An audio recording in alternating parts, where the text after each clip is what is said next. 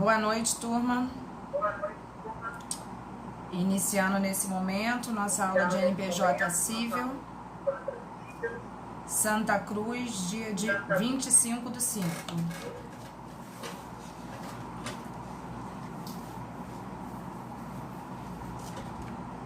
Como vocês estão?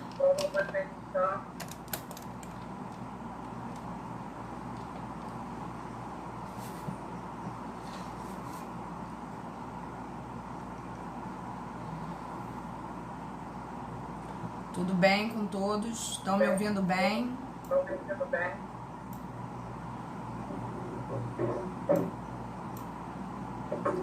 Vanessa.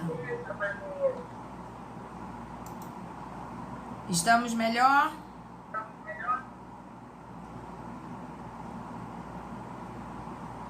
Graças a Deus. Oi, Arthur. Graças a Deus, Vanessa, feliz por você, de verdade. De verdade mesmo.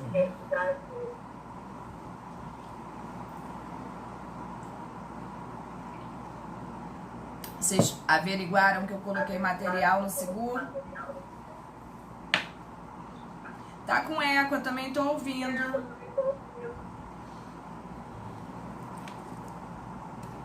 Vê se melhora.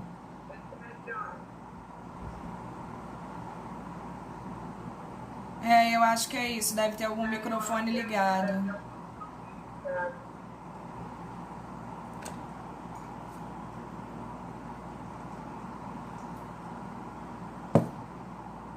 Bom, gente, nós chegamos a terminar o nosso material 5.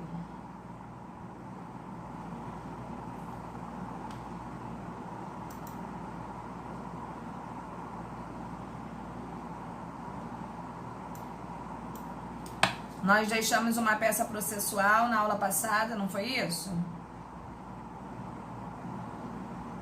Todos fizemos essa peça processual?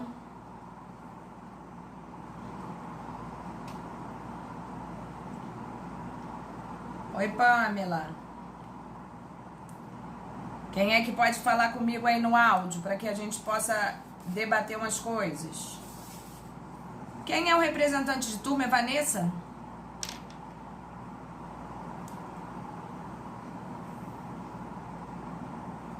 Isso, professora. Que bom, Vanessa. Nós chegamos a terminar a peça passada, não chegamos, Vanessa? Como? Oi? Eu acho que não. A senhora liberou para a gente poder terminar os trabalhos. Entendi. E vocês averiguaram que eu coloquei o material no seguro?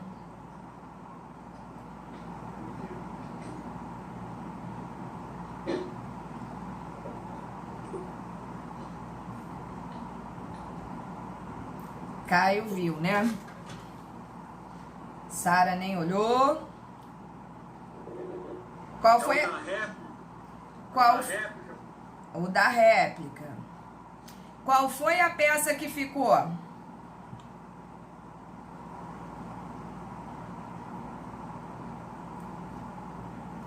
Do Marcelo. Marcelo. Tá, deixa eu ver aqui o... Marcelo brasileiro. Questão da cobrança. Mas nós chegamos a comentar essa peça processual? Não, essa não. Na verdade, que chegou a comentar, se eu não me engano, foi a questão do cara que a filha foi sequestrada e aí ele vendeu a casa para a moça. Essa chegou a comentar. Essa nova que eu acho que não. Eu não lembro, professor. Ah, essa nova que tu tá falando é a de hoje. Isso, eu tô vendo aqui. Tá. A outra eu sei que eu comentei. Nós comentamos os artigos, nós falamos sobre endereçamento, nós falamos o que podia ser arguído. A outra eu lembro que nós comentamos. Essa de hoje não. Não, é isso aí. Não é isso? Isso aí. Então o que é que a gente vai fazer? Eu não quero passar de contestação. Na verdade, é tudo um conjunto, né? seria a petição inicial, depois nós falamos da contestação, nós falamos da resposta, né? Explicamos a questão da contestação a nível processual e a nível material, que é a defesa processual e a defesa material. Nós chegamos a falar, inclusive, na questão de na contestação poder juntar outra peça processual, não falamos?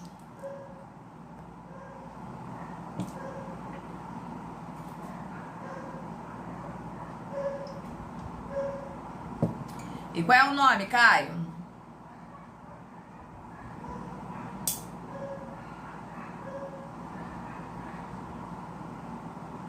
Qual é o nome, gente? Da peça processual que pode ir dentro da contestação.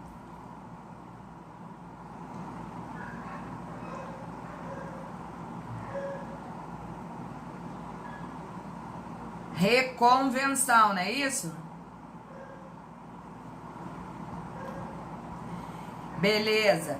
Então nós falamos da reconvenção e eu vou ser muito sincera para vocês.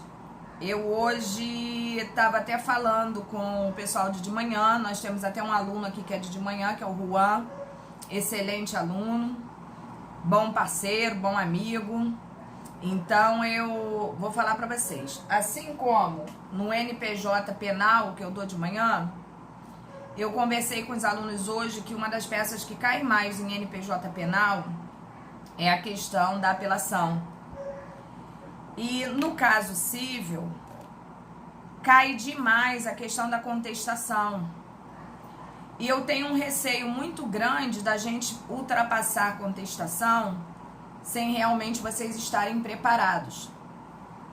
Então eu queria pegar um pouco mais firme com vocês na contestação, para que vocês pudessem realmente estarem preparados, né? Independente de qualquer coisa, seja lá o que vocês vão fazer, civil, criminal, constitucional, em verdade não importa. Fato é que NPJ civil é o início, né, da prática jurídica de vocês, e eu diria para vocês que é de imensa importância, até mesmo para vocês chegarem em prática 2 com excelência, para vocês chegarem mais seguros. Eu sei, eu tenho perfeita consciência, já falei isso para vocês, é pesado, é cansativo.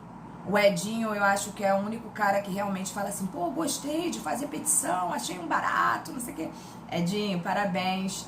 Eu quando fazia faculdade também, eu até gostava, Edinho. Mas assim, é cansativo, né? A petição realmente a gente tem que fazer com paciência, né? E é muito complexo quando a gente não tem a paciência. E ultimamente eu acho que todos nós estamos meio sem paciência. Mas eu não queria levar isso em consideração. Uma vez que a gente não tem outra saída, né? A gente tem que se adaptar e fazer realmente aquilo que a gente pode fazer de melhor. Sei que muitos alunos sabem, porque eu mesmo falo, outros que quase não vêm à aula, mas quando aparece percebe.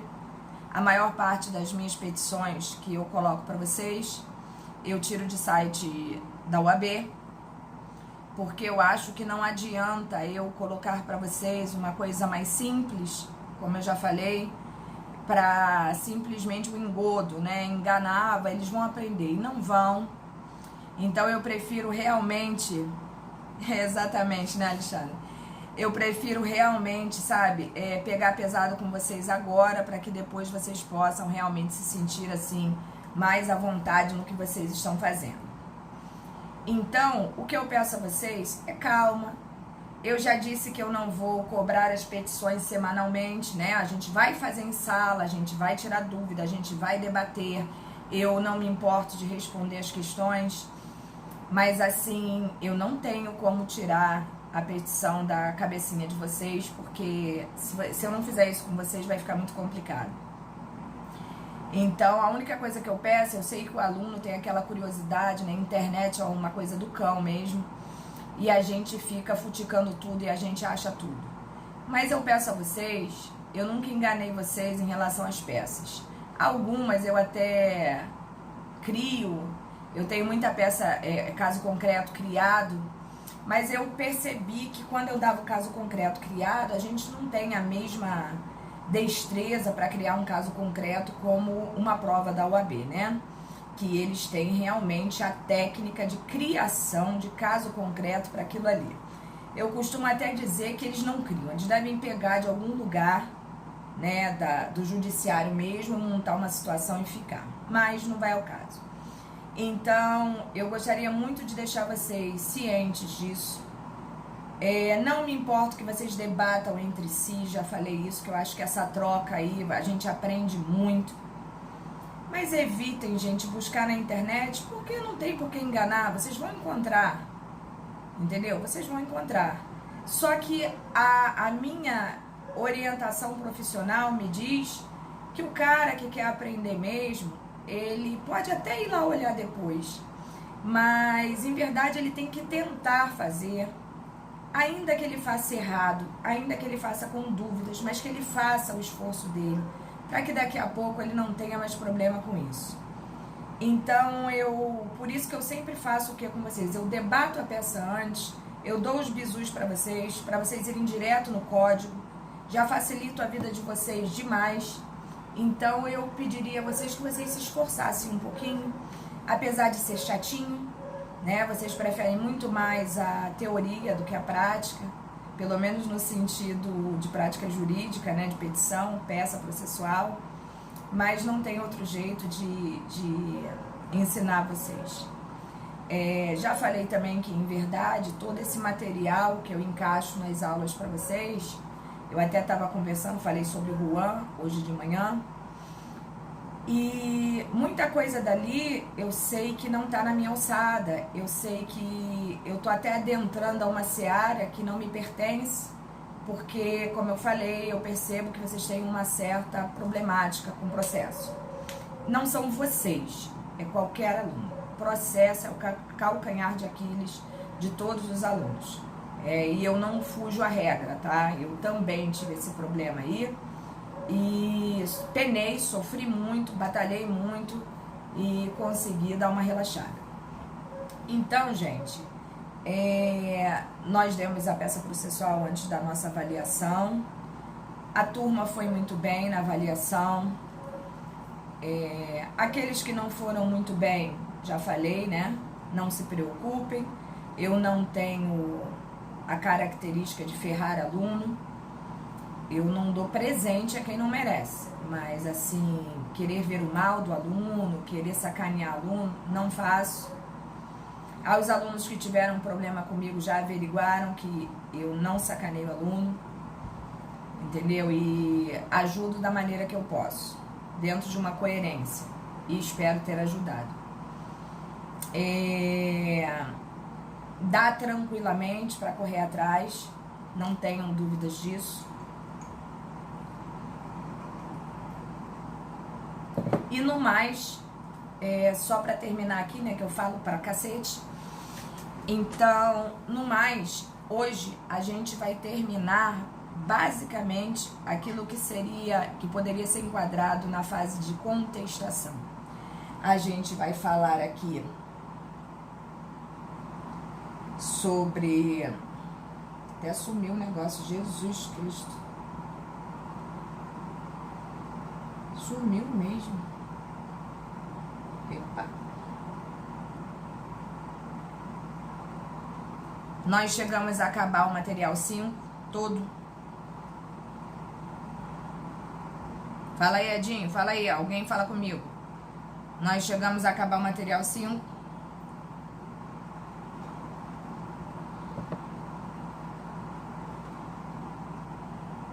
Esqueci, professora. Tá. Então, hoje, uma teoria, né? Eu trouxe uma parte teórica para vocês. Para quem já estudou comigo fisicamente sabe que a minha tendência é pegar a parte da aula, explicar uma parte teórica e depois a gente partir para a prática. E aqui não deveria ser diferente. Então, é o que a gente vai fazer exatamente. Hoje acaba a parte teórica no que se refere à contestação, porque o materialzinho que tá lá é um materialzinho pequeno. Se vocês repararem, eu também postei um materialzinho com explicações. Nós vamos nos achar, Vanessa, calma. Com explicações do que vem a ser um parecer jurídico, que eu vejo que os alunos falam em parecer, mas em verdade vocês fazem parecer. Mas se eu perguntar de 100 alunos, eu perguntar para 80, para que serve um parecer, muita gente vai ficar olhando para minha cara e que é isso? Onde compra isso? Né? O que faz com isso? Porque falar para vocês como se faz um parecer é uma coisa. Eu tô teleguiando vocês a uma peça. Agora, para que serve um parecer? Como é usado um parecer? Né? O que é um parecer? Então eu também fiz um materialzinho relativo a isso, para que vocês tenham conhecimento. E se nós conseguirmos dar um material que é... Jesus, eu tô ficando louca. Eu tô aqui no material de penal, falei do Juan, e tô aqui no material de penal. Se eu conseguir dar para vocês o materialzinho que vai terminar aí a questão da nossa contestação, eu já vou me dar por satisfeita e nós vamos partir para a peça processual de hoje. Hoje, em tese, seria assim, praticamente a última matéria relativa à nossa contestação, que é a questão, boa noite, Bárbara, que é a questão da nossa réplica. Então eu gostaria, antes de seguir em frente, que se vocês tivessem alguma dúvida, alguma impertinência sobre o assunto, que vocês colocassem agora para mim, para que a gente possa dar seguimento. Pelo andar da carruagem de nossas aulas, eu percebi que vocês entenderam muito bem, mas para que a gente prossiga, né, eu preciso que vocês me deem o aval. O negócio não é só da matéria, né? O negócio é realmente fazer com que vocês entendam. Inclusive, eu fiz com o pessoal da manhã.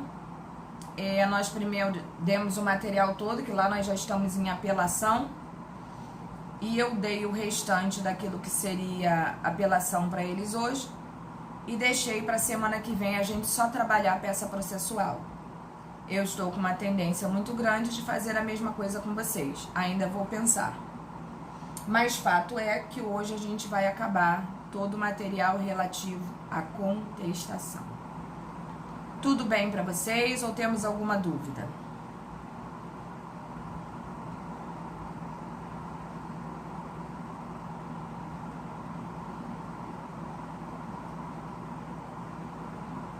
Beleza.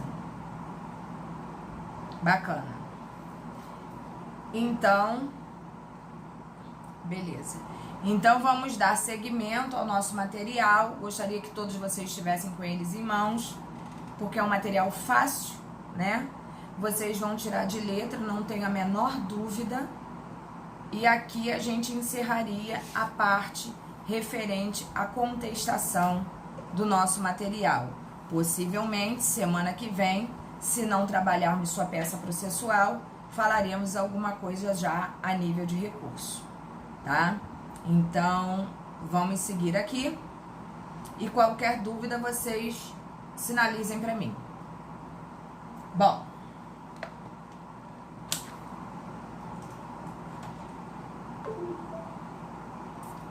vamos lá. Réplica. Nós já sabemos que a petição inicial é a peça inicial processual.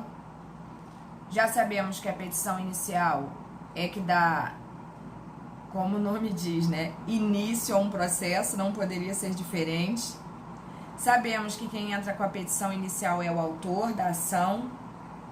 Sabemos também que, posteriormente à entrada da petição inicial, o réu precisa dar uma resposta em sua defesa e que a essa defesa a gente chama de contestação, que é o momento em que o réu tem para alegar tudo aquilo que ele acha que realmente tem que ser alegado em sua defesa.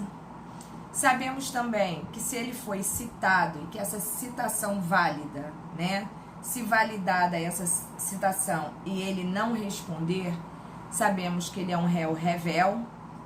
Sabemos as consequências que isso pode gerar a uma pessoa, a revelia, né? Sabemos que dentro de uma contestação apresentada pelo réu, ele pode, juntamente na mesma peça processual, gerar uma reconvenção, que é exatamente ele não só contesta o que o autor falou na peça inicial, como ele também tenta, da maneira mais técnica possível, né, demonstrar ao juízo que, em verdade, a história do autor é inverídica e que, em verdade, né, ele está querendo provar ali que todos os fatos alegados pelo autor não são como ele colocou, né? Então, muito bom, Alexandre. Ele vai inverter praticamente, né, toda a situação. Não necessariamente é só uma inversão do ônus de prova, né? Ele, muitas das vezes, ele vai ter que alegar outros fatores. E, em verdade, ele vai mudar a questão até do pedido, né? Então, nós já vimos que isso era em peça apartado e que agora não há essa necessidade. E que, posteriormente à contestação, o que acontece neste momento? Neste momento, em havendo necessidade, o juiz abrirá prazo para que o autor do processo de conhecimento possa replicar em cima daquilo que foi aduzido pela parte ré em sua contestação. Então, a partir deste momento, nós estamos entrando na seara da réplica. O material é pequeno, é tranquilo, não vamos ter dificuldade nenhuma, tenho certeza disso. Então, vamos lá. Réplica. Se na contestação o réu trouxe defesas processuais ou novos argumentos quanto ao mérito, prevêem os artigos 350 e 351, em atenção à ampla defesa, a possibilidade de o autor se manifestar sobre tais alegações advindas da parte ré. Bom, gente, olha só. Vocês lembram que quando nós aprendemos contestação, nós aprendemos que tinha uma defesa processual e nós aprendemos também que tinha uma defesa material que a gente chama de mérito. E que, para tanto, o ideal seria que na nossa contestação nós nomeássemos, né, defesa processual e defesa de mérito. Como é que a gente se refere a essa defesa processual?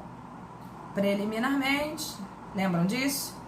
E ali a gente vai relatar tudo aquilo que deve ser arguído a nível processual na nossa petição. Professora, toda contestação vai ter uma defesa processual? Não necessariamente. Defesa processual você não pode inventar, ela tem que existir. E o que seria uma defesa processual? É aquela que cabe algum tipo de reclamação em relação ao procedimento de sua formalidade, né? E ali é o momento certo para que a gente faça isso. Não tem, a gente vai direto ao mérito e contesta de maneira muito clara. E aí, como nós já falamos, depois da contestação, vai haver o momento réplica. A petição em que o autor poderá expor seus argumentos é denominada na praxe forense e na doutrina de réplica. Tal expressão, contudo, não consta no Código de Processo Civil, razão pela qual a busca por termo na legislação será infrutífera. Portanto, não adianta vocês irem ao código, né? A nossa lei e procurar por essa questão da réplica, porque em verdade ela é muito doutrinária e jurisprudencial, né? Então vamos lá. A réplica deve ser apresentada no prazo de 15 dias, contados da intimação do autor para sua apresentação. Na prática, após a apresentação da contestação, em que o réu alegou matéria preliminar, ou fato impeditivo, modificativo ou extintivo do direito do autor. O magistrado despacha a réplica, publicando tal despacho, inicia-se a contagem do prazo. Então, observemos que a partir da publicação, nós temos 15 dias para apresentar a nossa réplica. O conteúdo da petição deve ser apenas de refutação. O que é isso? Aquilo que foi alegado, do qual você não concorda, você tem que refutar. Não é isso? Combater. Bater naquilo ali e demonstrar de forma contrária que aquilo ali inexiste, ou é invalidado, ou qualquer coisa neste sentido.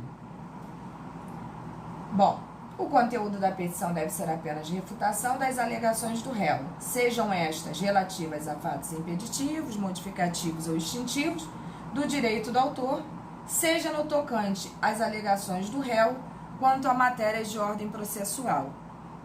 Arguições preliminares constantes no 337 do CPC. Então, diante disso, nós já sabemos para que serve uma réplica. Eu diria para vocês que uma réplica é o segundo momento em que você tem realmente para a sua defesa. O primeiro momento, você como autor, você está apresentando a petição inicial, onde você já teve a oportunidade, primeiramente, de falar tudo o que você queria. E o segundo momento é exatamente a réplica, né? Onde você vai ter uma outra chance de combater aquela criatura a qual você se sentiu motivado a adentrar com o processo. Não há requisitos formais para a sua elaboração. Trata-se de simples petição em que se deve com clareza rebater o que foi arguído pelo réu, nos termos mencionados do 351 do CPC. Por questões lógicas, a argumentação pode se estruturar a partir da refutação das preliminares. Se existirem preliminares, você pode combatê-las a partir dali. E então avançar a manifestação sobre os fundamentos de mérito aduzidos. Ou seja, se eles estiverem alegando algum tipo de preliminar na contestação, da qual você não concorde, você tenha como comprovar que aquilo ali inexiste, imediatamente você deve combatê-los. Assim como eles alegam preliminarmente, você fará o mesmo. E não havendo uma situação preliminar para ser alegada ou refutada, você passará direto à questão meritual. Como se trata de mais uma oportunidade para debater os fatos e influenciar o convencimento do juiz, se achar pertinente e oportuna a citação de trechos doutrinários e julgados relacionados ao assunto, o advogado poderá fazê-los.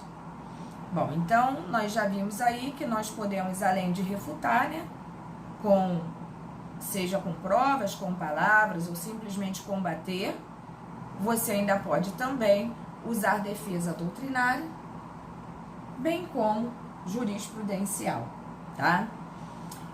Me digam vocês, até aqui tranquilo? Tá dando para entender ou temos alguma dificuldade?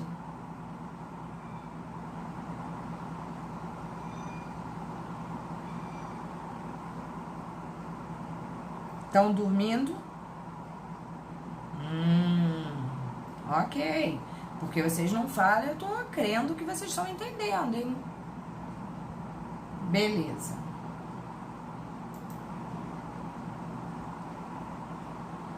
Beleza. Para efeito,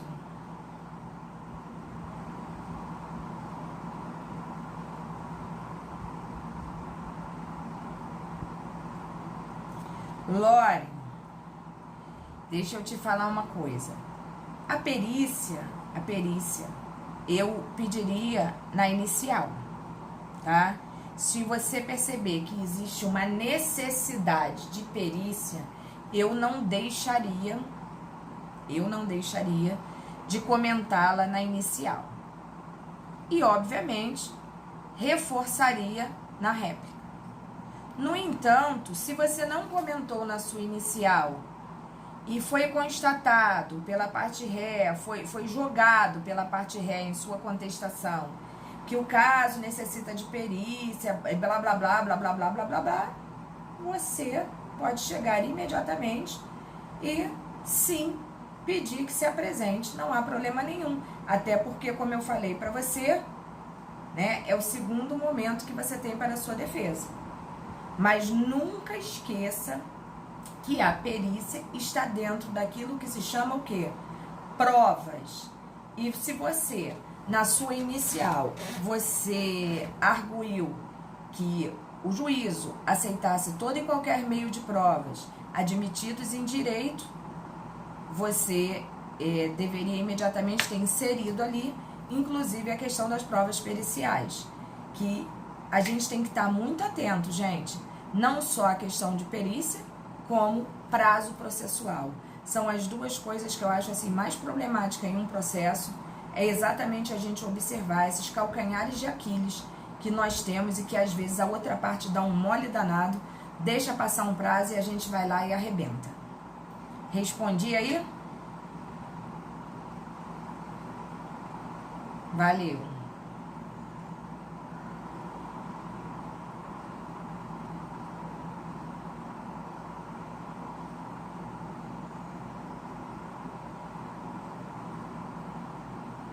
A réplica não precisa, em momento nenhum, de forma alguma, ela não possui uma formatação diferenciada, ela não possui uma regra estabelecida, até porque, como eu falei para vocês, a réplica ela não consta em lei, né? Como consta, no caso, uma inicial, como consta uma contestação, tem um artigo próprio para aquilo ali, até explicitando a necessidade do que tem que constar ali, né? A réplica não, a réplica é doutrinária mesmo. Então a gente é uma petição simples, comum, da qual você vai estar dizendo, né? Vem fulano de tal, já qualificado nos autos do processo em epígrafe, a presença de Vossa Excelência, aí todo aquele rosário do seu advogado, não sei o quê, né? E apresentar sua réplica, entendeu? E dali você pode fazer ou direto, ou se você achar que tem uma preliminar, você bota um título da preliminar. A gente geralmente já começa combatendo, né, aquilo que o réu colocou, né? E a gente pode retalhar direto aquilo ali de forma muito natural, sem nenhum tipo de regra existente. É o que eu tô falando para vocês. A única regra que eu acho que o advogado tem que ter realmente é a questão da petição com cara de organizada e limpa, né? A gente tem que ter um visual da petição que o juiz não fique cansado de ler, né? E que a gente se faça entender de forma bem clara e consiga passar para ele aquilo que realmente a gente quer. Essa é a única regra que eu falo para vocês que realmente poderia existir.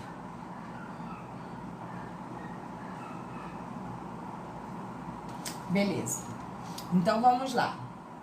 Para efeito de concursos e exames de ordem, bastará a argumentação do candidato, especialmente se por força do edital ele não puder consultar livros e repertórios jurisprudenciais. Então, olha bem, gente, no parágrafo anterior, eu disse exatamente isso para vocês, ó.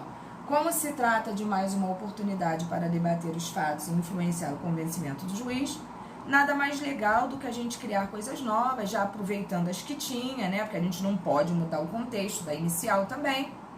A gente não pode gerar nova situação que não foi comentada na inicial, a não ser que o réu comente coisa nova e você vai combater aquilo ali. Aí é diferente. Mas, quando se tratar, né, de uma prova de ordem ou concurso público, ou seja o que for, basta para tanto numa réplica os seus argumentos uma vez que, se existe no edital lá que você não pode usar códigos, você não pode usar livros, você não pode usar repertórios jurisprudenciais, então o seu argumento por si só, um argumento técnico, né, um argumento dentro do contexto de uma réplica, seria suficiente para o entendimento, seja do juiz, do examinador ou de quem for, tá, para entender que você sabe o que é uma réplica. Vale destacar alguns pontos sobre a conclusão da petição. A réplica não é via adequada para veicular pedidos. Por isso que quando, acho que foi a Lauren que me perguntou sobre a questão das provas, né? Eu falei o quê? Faça na petição inicial. Se precisar reiterar na réplica, reitere, até porque já está lá. Se o réu contra-argumentar no sentido de haver necessidade de perícia, você também pode tentar combater que não existe necessidade de perícia, uma vez que as coisas são muito evidentes, e aí tá. Agora, deixar para pedir aquilo que você deveria ter pedido na inicial, deixar para arguir na réplica, eu acho perigoso. Não existe impedimento que você repita o que está ali. Mas eu acho perigosíssimo você deixar para arguir qualquer coisa a nível de réplica, pura e simplesmente. Vamos lá. Ela objetiva retratar a resistência às alegações e às pretensões distintivas do réu. Assim, para finalizar a petição, basta indicar requerimentos. Não são simplesmente pedidos, né? São requerimentos por si só. Ou requerimentos finais, para sinalizar ao juiz o que o autor pretende após sua explanação. A rejeição das preliminares arguídas pelo réu e o reconhecimento da procedência do pedido formulado na petição inicial. Então, geralmente, é isso que a gente faz em um requerimento, né? Como eu coloquei ali para vocês, o reconhecimento da procedência do pedido formulado na petição inicial é básico, né? Ou seja, que seja acatado aquilo que está no processo, né, na petição inicial, uma vez que já estava formulado o pedido anteriormente.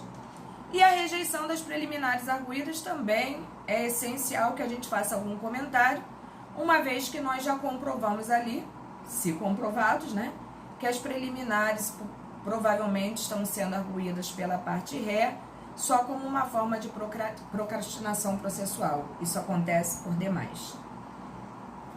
Pode ser interessante reiterar os exatos termos do pedido para lembrar à autoridade judicial o cerne do litígio e destacar os elementos que favorecem a procedência da pretensão. Exatamente como eu havia falado para vocês, se vocês quiserem repetir o que já está na inicial, uma vez que vocês já efetuaram o pedido, no requerimento é só reiterá-lo. Até aqui tranquilo, gente? Tá dando para entender perfeitamente? Beleza, Lore, muito obrigada. Bom, dando seguimento.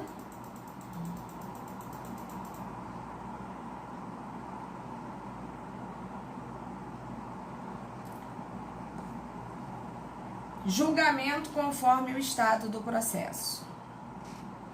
Essa parte parece uma parte assim, né, que a gente nunca ouviu falar. Eu não sei se vocês já iniciaram esse assunto em processo civil. Acredito até que sim, né? Porque é um assunto muito inicial dentro do processo. Então, eu acredito que vocês já tenham visto. É um assunto também simples, mas que a gente não pode passar em branco por ele. Tamanha a importância, né, da existência da questão de julgamento, como o processo se encontra, né? Então, vamos lá. Na sequência, a apresentação da réplica sob o aspecto processual. Se o juiz verificar a existência de irregularidades ou nulidades sanáveis, mandará supri-las, fixando a parte prazo de até, não é de até 30 dias para tanto, como dispõe ali o 352 do CPC, tá? O que seria isso, né? O que seria, assim, irregularidades ou nulidades sanáveis? É todo erro processual que a gente pode cometer, ninguém é impossível, né, de errar, a gente erra todo tempo, tanto a gente quanto a parte ré, então a gente tem que ter essa consciência. Só que se esse erro for um erro sanável, ou seja, consertável, né, o juiz informará e dará esse prazo de até 30 dias para que as partes regularizem os termos processuais. Então, nós já vimos que quando erros sanáveis são percebidos, para que se evitem mal futuro, né, e prejuízo processual, a melhor coisa que nós temos que fazer é realmente saná-los. Se já foram cumpridas as providências preliminares, por que a gente fala em providências preliminares? Porque se nós pararmos para analisar, os erros sanáveis, em regra, são os preliminares, que são o quê? A parte processual, né, da nossa petição. E a parte processual, ela requer da gente uma técnica muito maior até do que a parte material. Porque a parte processual, ela é dotada de certas formalidades que devem ser seguidas e quando não seguidas e apresentadas com algum tipo de vício, algum tipo de erro, elas devem imediatamente serem sanadas pelas partes. Seja a parte causadora, né? Aquela que deve observar realmente a questão deste conserto. Sob pena, inclusive, de extinguir o processo, né, gente? Se isso não ocorrer, se esse conserto, né, esse vício não for sanado, realmente pode até extinguir o processo. E isso, obviamente, a gente não quer, uma vez que tudo no processo é muito demorado, a gente não quer gerar um prejuízo processual ao cliente, muito menos a gente, né? Então, vamos lá. O juiz procederá ao julgamento conforme o estado do processo, quando então deverá analisar o destino da relação processual. Conforme a situação subjúdice, poderá alternativamente. Olha aí, ó. 1. Extinção do processo. 2. Julgamento antecipado do mérito. 3. Julgamento parcial antecipado do mérito. Observem que eu coloquei aí para vocês que é uma novidade do CPC, que o CPC que a gente tinha, né, a lei mais antiga, ela até aceitava coisa parecida, mas não igual a que nós temos hoje. E hoje, o que vocês têm que ter em mente é que essa modernidade que existiu dentro do processo civil, ela veio para criar conjunções de facilidade, de estrutura célere, né, de economia processual, facilitar tanto a vida das partes, que são aquelas fora do judiciário, bem como aqueles que trabalham diretamente, né, com cartório, com a questão do juízo, sendo o juiz, promotor, seja lá quem for, é facilitar mesmo. Por que facilitar? Porque hoje, todas as partes envolvidas no processo, elas têm obrigações de facilitar tanto o juiz a nossa vida, quanto a gente a vida dele, tá? Isso tá na lei, nós vamos ver que é um proceder legal mesmo, é formal, né? Mas dentro desta formalidade, nós temos que entender que isso só ocorreu para facilitação do andamento processual, onde hoje se valoriza muito mais, tá, a parte material do processo do que a parte processual em si. Por quê? Não que isso não ocorresse antes, mas parecia que era uma coisa meio nebulosa, era quase que equivalente. Nós temos que obedecer, sim, a parte formal de um processo, mas nunca esquecendo que o grande boom do processo é o quê? é o pedido que está inserido naquela causa ali. E o pedido nada mais é do que os fatos e os fundamentos que embasam o pedido, que é a parte de mérito do processo, que é a parte material de um processo. Então, obviamente, o teu cliente está muito mais preocupado com o pedido que você fez do que como você vai fazer esse processo caminhar. Essa parte ele até esquece que existe. Então, a gente tem que ter muito cuidado com isso tudo para que a gente não fique sambando, né? Não viva assim meio que uma nebulosidade dentro daquilo que seria o nosso trabalho. E saneamento e organização do processo. Nós vamos ver que o saneamento e organização do processo, existem situações tão específicas em relação a isso. O que seria sanear um processo? Olha o nome, né? Organizar o processo, trazer o processo à realidade, bota ordem na casa, é isso. Isso é sanear, é tentar reestruturar o processo de forma organizada para que ele flua sem nenhum prejuízo a nenhuma das partes. E se caso houver necessidade, se faz inclusive uma audiência para ver esse saneamento. Olha isso. Se não for possível sanear o processo sem essa audiência, o juiz vai interpor esse pedido aí, né, para que o processo seja saneado, esclarecido pelas partes, para que assim possa dar seguimento. Inclusive a questão de provas, né, como fez, acho que foi a Loren que fez a pergunta, nesse saneamento do processo também há, em havendo necessidade, que será arguído. Vamos lá. Aí ele pode proferir sentença, extinguindo o processo sem resolução do mérito ou resolvendo o pedido.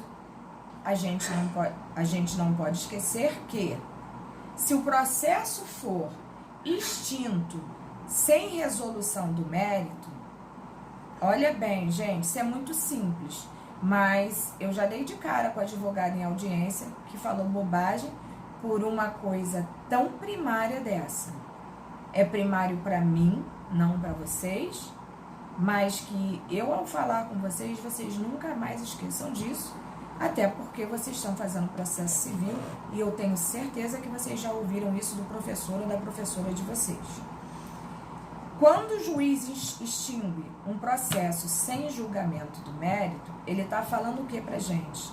Olha, eu extingui o processo por alguma coisa que nele não estava bem, no entanto, não decidi o mérito, ou seja, o mérito não foi discutido. Portanto, este pedido aí pode ser discutido em futura ação? Sim. Enquanto o juiz não discutir o mérito, você pode andar 100 vezes, se for o caso, com aquela ação. Que assim não aconteça, mas que pode. O mesmo pedido, a mesma causa de pedir e as mesmas partes não podem fluir outra vez se o mérito foi discutido, tá? Mas se o mérito não foi discutido, nós podemos repetir sim. Pode haver perempção como? Me esclarece como é a sua pergunta aí, por gentileza. A perempção, ela pode haver sempre. Mas me esclarece, Arthur, o que você quer dizer exatamente com isso?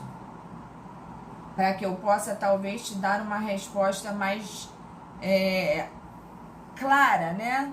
Porque, de repente, eu estou respondendo a você genericamente e estou deixando você conflituoso, né? Ou alguma coisa assim nesse sentido. Coloca a tua pergunta aí de maneira, assim, mais certeira.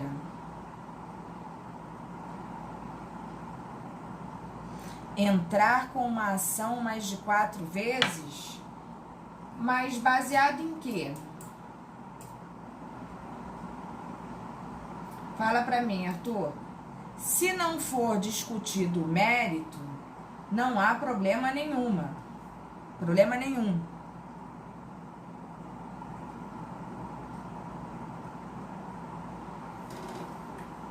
O que você chama de uma ação perempta? Fala pra mim.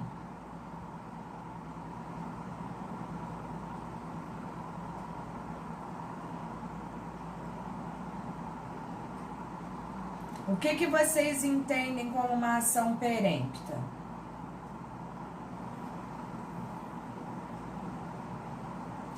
Pode ser uma espécie de extinção por falta de interesse processual ou inépcia ou alguma coisa assim nesse sentido, Arthur?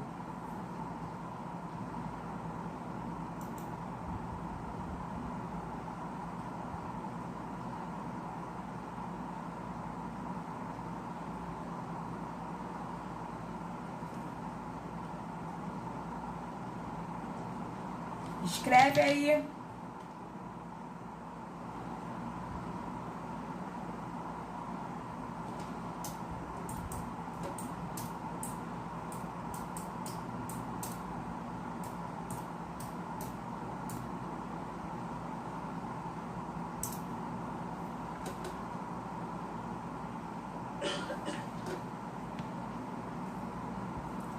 Na verdade, falta de interesse. Na verdade, Arthur, eu acho que eu entendi a sua pergunta, mas vamos colocar ela de maneira diferenciada. Você está se referindo ao 486, não é isso? Ao artigo? Que der causa 3 vezes? Neste sentido aí o cara merece até cadeia, né? Porque eu vou te falar, um advogado que deixa isso acontecer, só Deus na causa, né?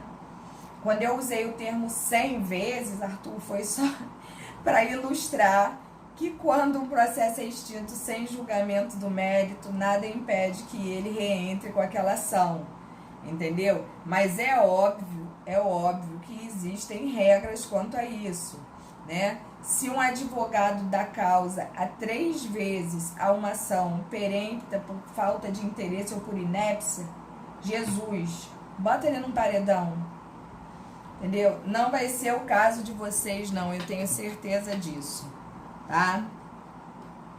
Mas vamos lá. Adoro, Arthur, adoro. Eu adoro, sabe por quê, Arthur?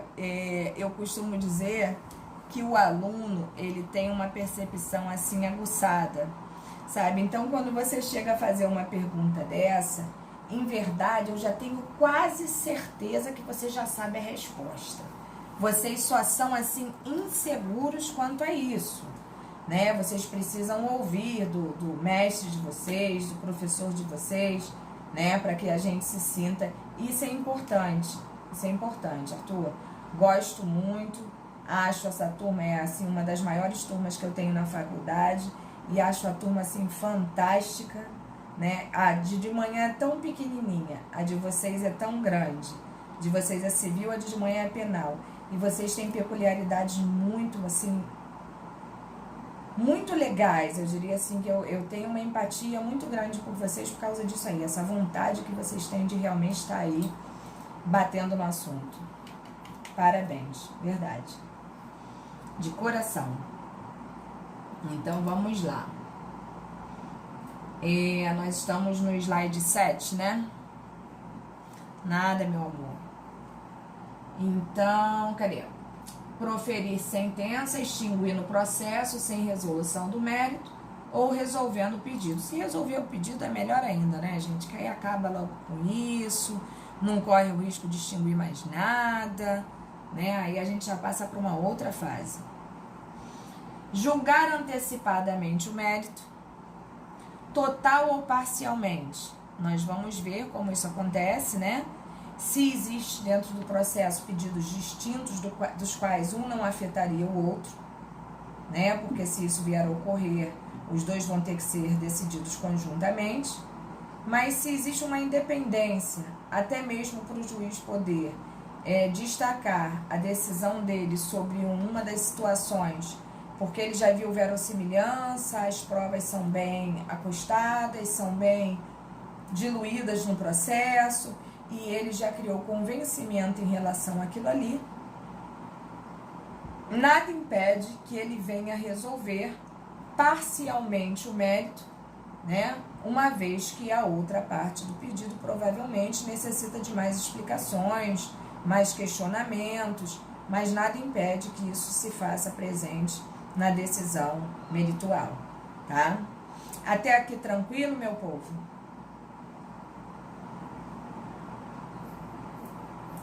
Beleza. Então, vamos lá. Promover o saneamento e a organização do processo. OBS aí, cabe apenas esclarecer que o sistema prevê o julgamento conforme o estado do processo, nesta ordem, essa ordem que nós colocamos ali, e de forma excludente. Vai se passando, não é o caso, vai excluindo.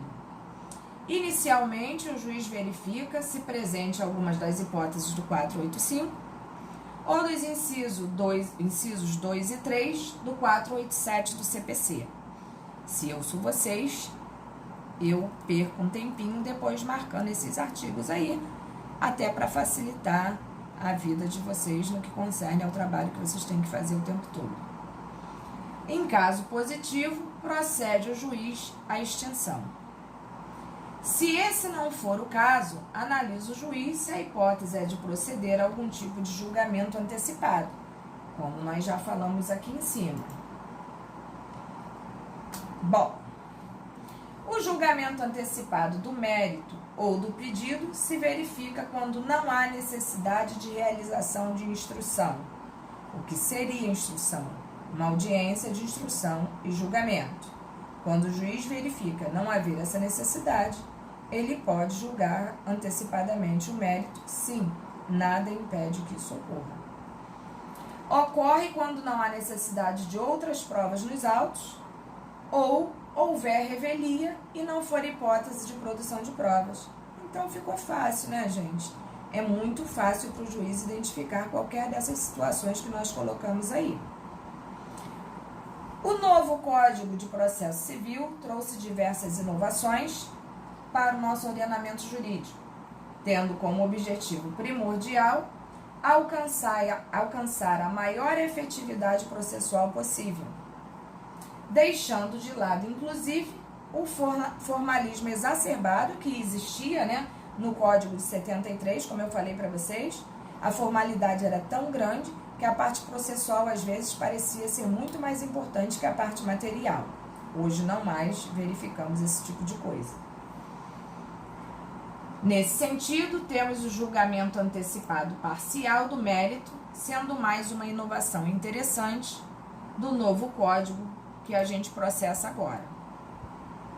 Importante se faz lembrar aí para vocês que no Código de 73 permitia a possibilidade do magistrado julgar antecipado o mérito do processo. Só existe uma pequena diferença em relação ao de 73 e o que agora nós trabalhamos, né?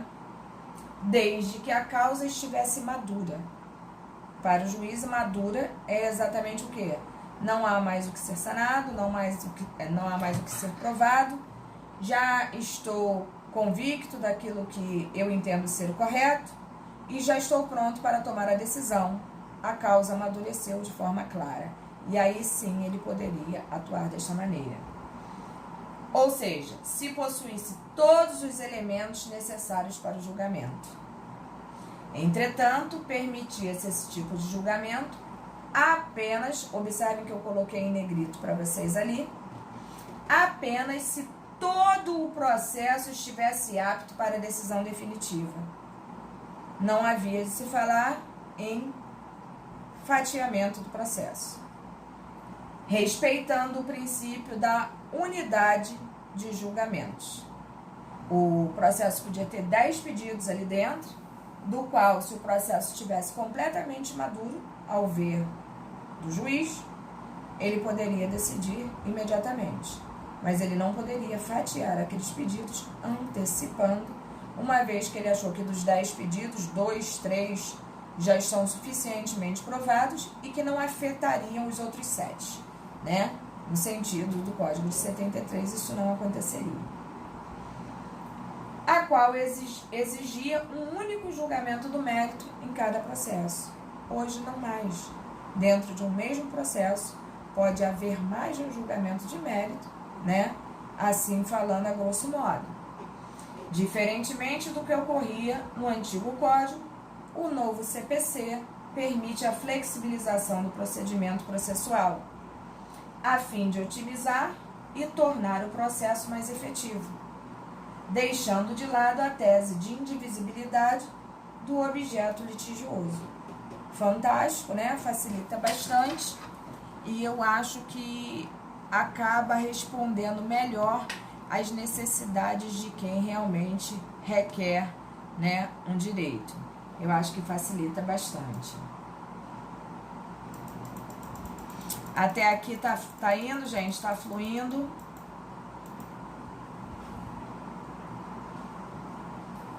Temos dúvidas?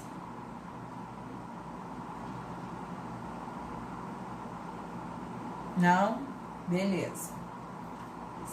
Vamos lá, seguindo. Valeu, Loren. O julgamento antecipado parcial do mérito consiste basicamente na resolução antecipada dos pedidos independentes, né? Se os pedidos são independentes e se comprova com facilidade tudo aquilo que está sendo alegado, por que o juiz não anteciparia, né? Se ele mesmo se convenceu de tal situação. Antecipado dos pedidos independentes, incontroversos e que estejam em condições de imediato julgamento, nos termos dos 355 do CPC.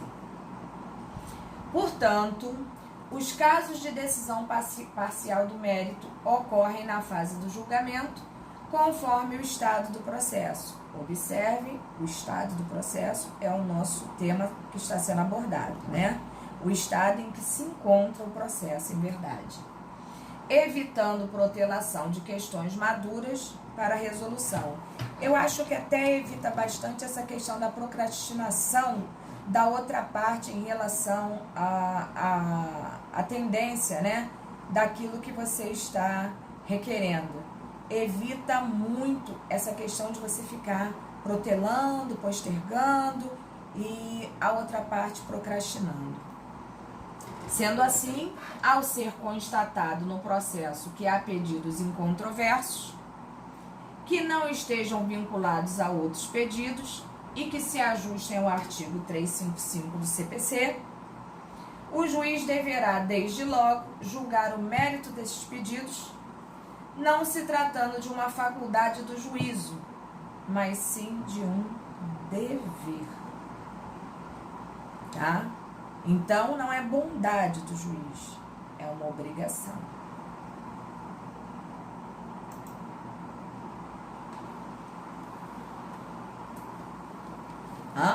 Lore, não.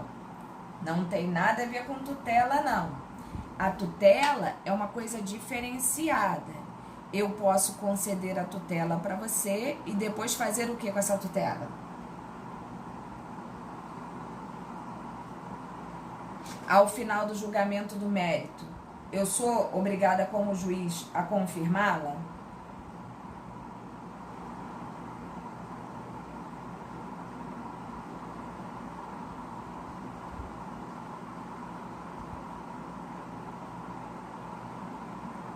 Não. Essa é a diferença, Alexandre. Exatamente. Exatamente. O juiz pode conceder a tutela, né? E depois não torná-la definitiva. Diferente dessa questão do julgamento antecipado do mérito. Quando ele julga antecipadamente o mérito, ele já está resolvendo uma parte do seu pedido antecipadamente. E em tese, ele não poderá retroceder quanto a isso. Tranquilo? Deu para entender aí, Loren?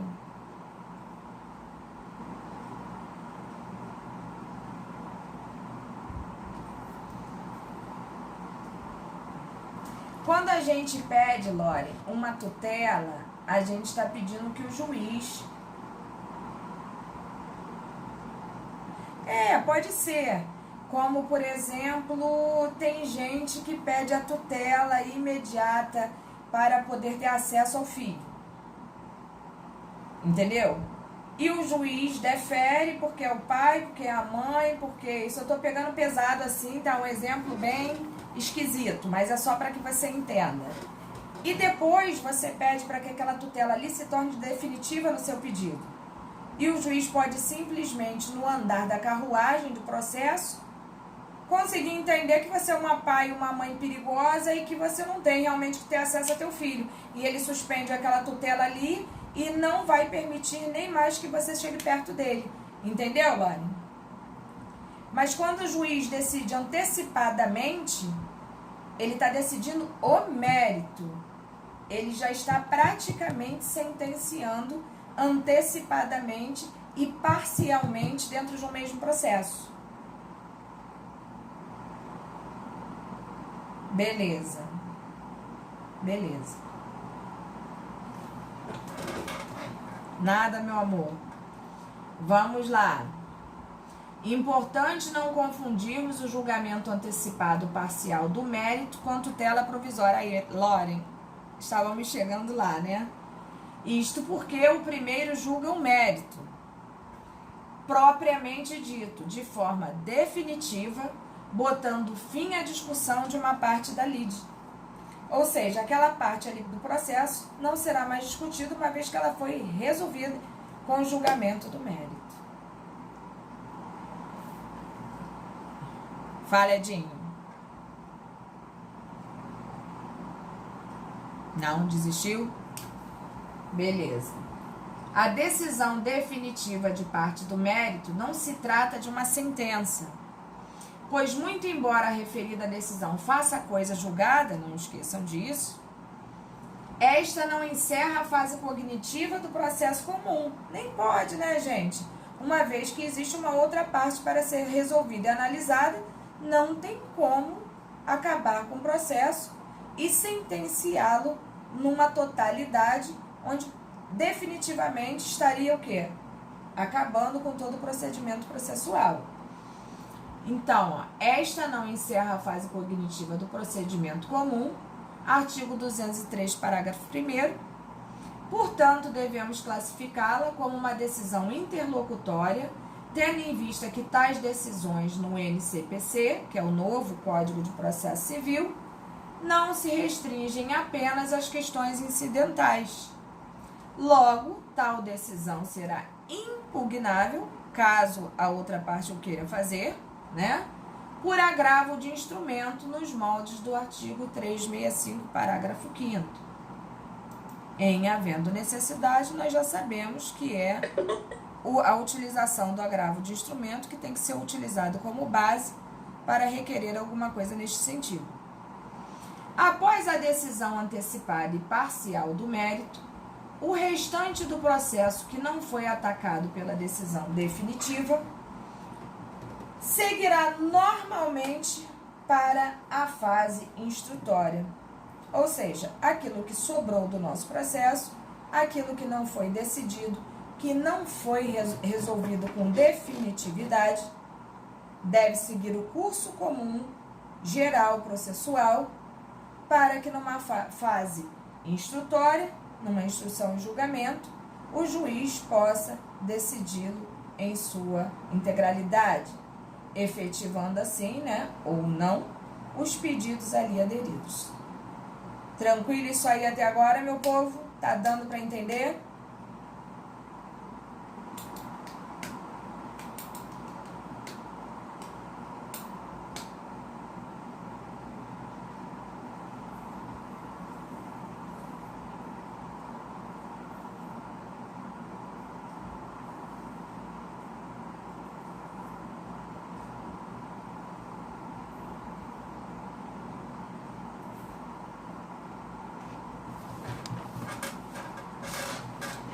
Professora, quero tirar uma dúvida. Havia um caso essa semana relacionado à tutela para o pai participar do parto cesariana. O juiz havia indeferido por algum motivo. Mesmo sendo direito à vida da criança, o pai poderia ser impedido por conta... Ô, Paloma, olha só. O direito à vida da criança nada tem a ver com a presença do pai no parto ou não. Esse, pelo menos, é o meu entendimento, tá? não muda em nada a questão vida da criança neste sentido. Essa questão de assistir o parto é mais uma questão emocional, afetiva, né? É do casal para com o filho e tal.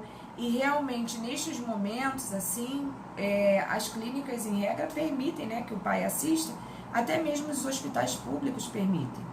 No entanto, como a gente está num momento problemático, né, para não expor a vida do menor a risco neste momento, o ideal é que ninguém assista, a não ser a própria equipe médica, para que não coloque aquele menor, aquele serzinho ali em risco.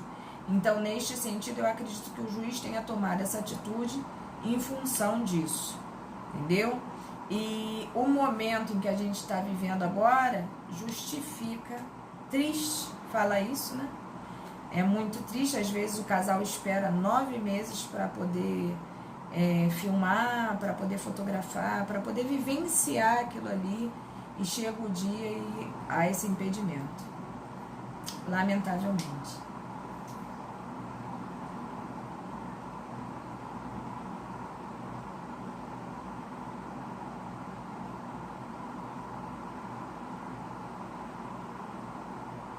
São, Paloma, são mesmo. Verdade. Juan, em tese, permite-se sim, inclusive a execução em relação àquela parte ali do processo, tá? Eu não vejo óbice nenhum, a discussão sobre isso aí, tá? Como tudo no direito não é assim pacífico, né? Mas não existe nenhuma temática assim proibindo. Inclusive, o engraçado, eu estava até falando isso com um amigo hoje, e a gente estava exatamente discutindo essa questão aí. Pode haver, inclusive, a execução, entendeu? Em relação, dependendo da situação, né? Você pode, inclusive, executar aquela parte da sentença ali. Entendeu? Que, na verdade, não é uma sentença em si, né? Mas é uma decisão definitiva. Tranquilo? Vamos lá. Bom, após a decisão antecipada e parcial do mérito, o restante do processo que não foi atacado pela decisão definitiva seguirá normalmente para a frase instrutória. Vale frisar que o próprio Código sugere que o processo sofra uma bifurcação, separando a parte apta para liquidação e execução. Acabei de falar isso, né, Juan?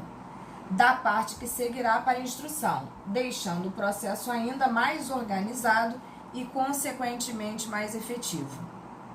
Deste modo, percebemos que tal inovação nos leva a uma efetividade processual bem interessante, respeitando ainda mais o direito material das partes, na medida em que prioriza a resolução dos conflitos, deixando de lado formalidades desnecessárias e evitando protelações de questões importantes. Exatamente aquilo que eu havia acabado de falar para vocês, né?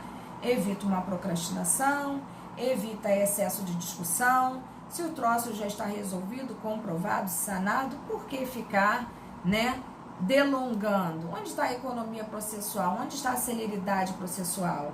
Qual é a função efetiva de um processo? É resolver uma lide, uma contenda, não é isso? Então, quanto mais rápido se fizer isso, mais esvaziamento do judiciário se terá.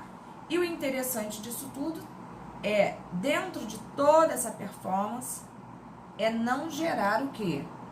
Um transtorno ou um prejuízo ou simplesmente uma insegurança processual.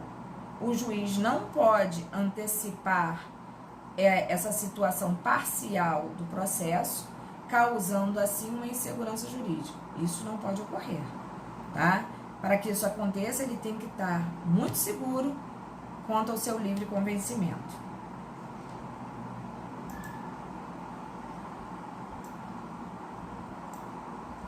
E para fechar aí o nosso material, temos aí o saneamento do processo, né? O nome nos remete a uma limpeza, a uma higiene, né? A uma organização processual. O saneamento do processo, compreendido como a correção de seus eventuais defeitos, de seus eventuais vícios e organização de seus rumos, deve ocorrer ao longo de toda a relação processual. Por que de toda a relação processual? Para que não caia em erros que venham a gerar, como eu falei para vocês, problemas futuros, né? Onde pode, inclusive, gerar uma nulidade processual. Imagina isso. Seria um transtorno muito grande, um prejuízo muito grande. Então, o processo tem que ser constantemente saneado, rastreado, para ver se realmente ele está seguindo as formalidades de praxe. Há o dever permanente do juiz de zelar pela regularidade e eficiência do processo. E com ele devem colaborar as partes. Isso é muito claro dentro do artigo 6º, que essa colaboração deve ser recíproca, tá? Fluindo para ambos os lados. O Código dedica especialmente 2 momentos processuais para tais atividades. O primeiro, por ocasião das providências preliminares, né, de acordo com 347. E o segundo, no bojo do julgamento, conforme o estado do processo, que foi o tema que nós vimos há 3 minutinhos atrás. O julgamento, conforme o estado do processo, terá por conteúdo uma decisão de saneamento quando não for caso de extinção da fase cognitiva, com ou sem julgamento do mérito. Isso aí de acordo com o artigo 354 e 355 do CPC. Vale dizer, diante daquilo que eu acabei de falar para vocês aí no parágrafo acima, que descartada a ocorrência de qualquer das hipóteses de negativa da resolução do mérito e constatada também a impossibilidade de desde logo o resolver, por ser necessária a produção de provas, cabe ao juiz pôr a casa em ordem. É aquilo que a gente fala de chama o feito a ordem, né? Chama o processo à ordem. Averiguando que não pendem defeitos que possam depois afetar o resultado do processo, que isso seria horrível, determinando o conserto daqueles que eventualmente ainda existam e fixando as balizas da instrução probatória. Esse conserto é com S mesmo, tá? Por favor. Quando a decisão de parcial impossibilidade de julgamento do mérito ou decisão de julgamento imediato parcial do mérito,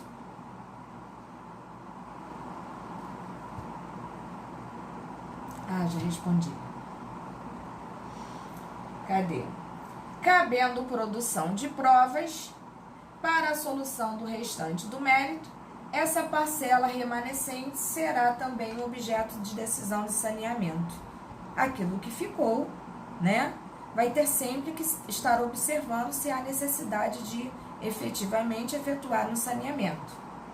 Assim, o saneamento destina-se a propiciar eficiência à atuação jurisdicional, manter realmente tudo dentro das suas funções, né, da sua higiene, observando os princípios processuais quanto à defesa, né, em relação principalmente à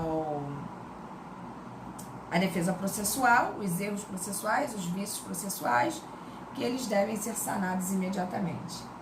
E, consequentemente, economia processual, que é uma duração razoável do processo, né, que o processo não se estenda desnecessariamente por eventuais vícios, mas também se presta a assegurar previsibilidade, segurança jurídica, como eu já tinha falado para vocês, né, e se tornar mais qualificado o debate entre partes e o juiz, que é exatamente o momento do contraditório, né, ampliando-se as chances de uma solução justa e eficaz, tá? E aí, nós damos por encerrado o nosso materialzinho, né, pelo menos de hoje, e podemos, então, dar início à nossa peça processual. Faço eu a pergunta a vocês. Vocês querem um intervalinho agora e a gente volta daqui a pouco para dar continuidade ao caso concreto? O que vocês me dizem? Querem parar para um café?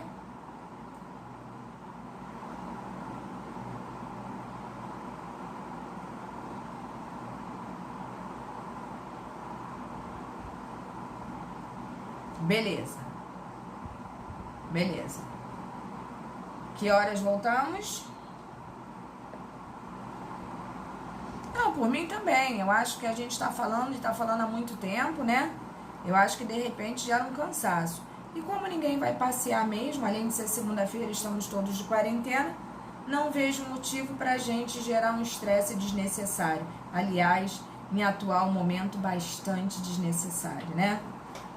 Eu vejo que as pessoas estão fazendo questão de umas coisas que às vezes eu nem entendo, Alexandre. Eu fico me perguntando, né? As pessoas estão enlouquecidas, entendeu? E não estão observando assim, parece que a gente não tem problema nenhum, né? Porque as pessoas estão assim fazendo questão de mínimas coisas. Mas tudo bem. Bom, de quanto tempo nós necessitamos aí? Muito mais vocês do que eu, inclusive. Gostaria de ouvi-los, porque eu não vou sair de casa, eu estou aqui. Fala, quanto tempo vocês necessitam aí pro cafezinho, pro banheirinho, para comer a pipoca? E nós voltarmos com calma, paz e lucidez para discutir a nossa peça processual.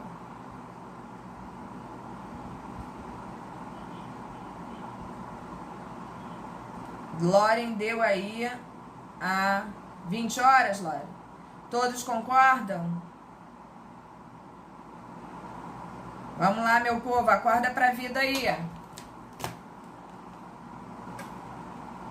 Então, voltamos às 20 horas, fechado. Beleza. Não faltem, hein? Ai, ai, ai. Antes de irmos, alguma dúvida?